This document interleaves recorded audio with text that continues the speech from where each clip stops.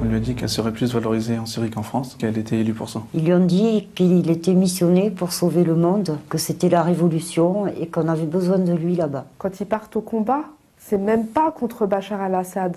En fin de compte, ils s'entretuent entre eux. En vrai, elle a soigné personne.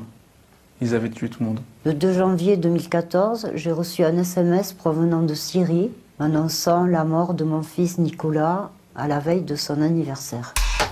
Voilà, des parents dépossédés que vous aidez, Dounia Bouzar. Ce qu'il faut savoir, ce qui est intéressant dans ces paroles, c'est qu'on apprend qu'en fait, on ne dit pas ni aux filles ni aux garçons de France, vous allez aller décapiter vos frères en Irak ou en Syrie. On leur dit, vous êtes les sauveurs, mes enfants, les sauveurs de l'humanité. On leur dit plus exactement le petit malaise que vous ressentez avec vos parents, avec votre copine, avec les résultats scolaires ou avec la société. En fait, c'est le signe que vous êtes élu par Dieu parce que vous êtes supérieur au reste du monde. Vous avez une mission, celle de régénérer le monde. Et effectivement, là où il faut régénérer le monde, c'est la Syrie, puisque les enfants ont été gazés et que la communauté internationale n'est pas intervenue. C'est votre rôle, allez les aider. Vous êtes les sauveurs de l'humanité. Alors ça, c'est le discours officiel de ce qu'on peut qualifier de gourou quasiment. C'est pour ça que vous parlez de dérive sectaire de cet islam. Ah, ils se sont beaucoup affinés. Avant, le discours de l'islam radical, c'était un discours lié aux religieux qui employait uniquement des techniques comme quoi l'islam avait tout inventé. Là, non, ils utilisent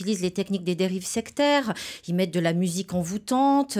C'est pas du tout le religieux, c'est-à-dire ils leur disent d'abord vous êtes dans un monde où tout le monde vous ment. Ensuite, ils leur disent donc on parle pas d'islam, on parle pas de religion. Ensuite, ils leur disent c'est pas uniquement un monde corrompu, ce sont des sociétés secrètes qui veulent éliminer les peuples partout. Et ensuite, ils les font rentrer dans la religion, soi-disant la fausse religion, en leur disant mais en fait la seule chose qui peut sauver les peuples des humanités, c'est l'islam. Et là, on passe à l'endoctrinement entre guillemets djihadiste. Très intéressant ce que vous dites parce qu'on s'intéresse au profil de ces candidats français au djihad et les chiffres parlent d'eux-mêmes. 80% de ces jeunes entre 14 et 21 ans sont issus de familles athées. 70% n'ont aucun lien avec l'immigration. Donc contrairement à l'idée reçue, ce ne sont pas des Français d'origine immigrée qui vont en masse sauver leurs frères.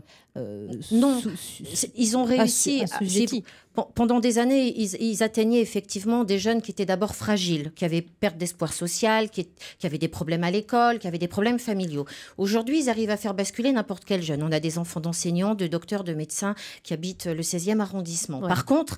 Diplômés, très intelligents. Diplômés, très intelligents, bien dans leur peau, comme une vraie secte. Par contre, je pense que les familles populaires ne nous appellent pas parce qu'elles ne font pas confiance aux institutions liées au gouvernement. Ça ne veut pas dire que leurs jeunes ne sont pas enrôlés. Ça veut dire que les parents qui nous appellent pour détecter et pour qu'on les aide, ce sont des parents de classe sociale moyenne et supérieure.